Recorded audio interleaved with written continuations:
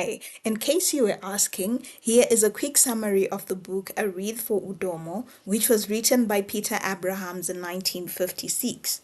Set against a backdrop of Africa as it fought against European colonialism, the book introduces Michael Udomo, a young revolutionary from a fictional African country called Pan-Africa.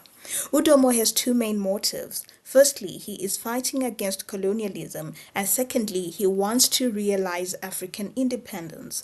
So the book starts with him in London, where he is in exile, and to achieve his motives, he orchestrates a meeting with a fellow Pan-African revolutionary and writer, Tom Lanwood. While there, he also meets other revolutionaries from his home country, Paul Mabi and Adeboye, and another revolutionary named David Mendy, who is from the fictional country of Pluralia, and the thread that joins these men together is the desire for African independence. Udomo also forms a deep romantic relationship with an English woman, Louise, and their relationship progresses very well, with the two promising each other forever. But then enters Louise's friend Joe First, with whom Udomo has a sexual relationship with, and this leads to a pregnancy. Louise discovers the betrayal, and this leads to the end of the relationship between her and Udomo, and also causes rifts between Udomo and Mabi's friendship. Eventually, Udomo returns to Pan-Africa after his friend Adeboye has been there for a while and has helped pave a path for Udomo's political career in the country.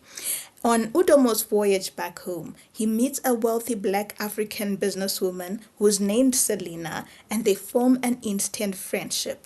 And upon his return to Pan-Africa, Udomo faces resistance from the chiefs and also faces financial struggles because the merchants who fund his paper are hell-bent on ensuring that whatever he publishes suits their palate. So dejected, he visits Selina, and through her extensive connections and funds, she helps to fund Udomo's explosive call to action against colonialism, and also through her connections helps to spread the paper to as many parts of the country as possible. Of course, Udomo is arrested shortly after the paper's publication, but he receives massive support from the masses, and also the Africa Freedom Party is formed. Once Udomo is released, elections are held, and Udomo becomes the first black prime minister of Pan-Africa. He then extends a call to his London friends Mabi and Lanwood to come and help him set up the government, and also calls on Mendy so that he can help Mendy fight against colonialism in his home country of Prulalia. But there are tensions within the new government. There is disgruntlement on the part of the ordinary Pan-Africans who believe Udomo is being slow in getting rid of the whites who still have power in the government. Udomo thus feels torn between balancing the interests of the black, formerly colonized peoples and the need to industrialize the nation, which he believes can benefit a lot from the presence of white experts. There is also tension between Udomo and his friends, who have all come back to Pan-Africa.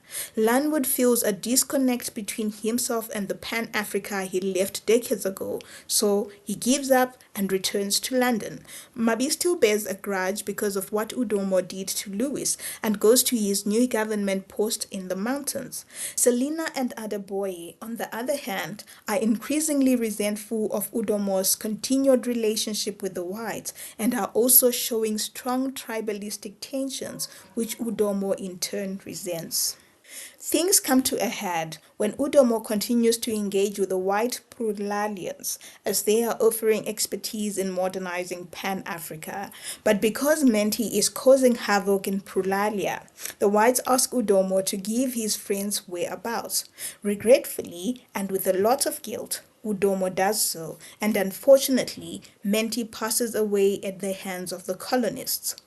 Udomo, tired of bearing the guilt, shares what he did with Mabi, and Mabi is mad at him. But in the meantime, Selina and Adeboye and their tribal tactics orchestrate Udomo's passing, and he is obliterated beyond life by his personal guards. The story ends with Mabi finally realizing Udomo's vision and realizing the impact of post-colonial tribalism in nation building. So that's it, the entire summary. There are 4 notes on the book, together with the analysis of themes, and you can find them somewhere here on the screen. Just click on the playlist above. And also, please let me know what African literature books you are studying, and I will be sure to source it and add it to this channel's collection. In the meantime, goodbye and take care.